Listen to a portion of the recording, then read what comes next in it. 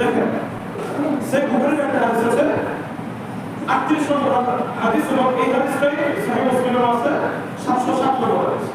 রাসূলুল্লাহ সাল্লাল্লাহু আলাইহি ওয়াসাল্লাম বলেন, যদি কোনো ব্যক্তি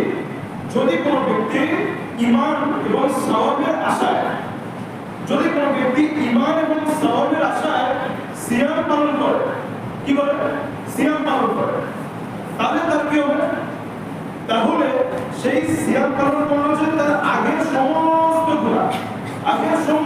গুনাহ যত পাপ রাশি আছে এক্সেপ্ট কবিরা গুনাহ, যত সগীরা গুনাহ, ছোট ছোট যে গুনাহগুলো সব গুনাহ তার ক্ষমা করে দেওয়া হবে। সুবহানাল্লাহ।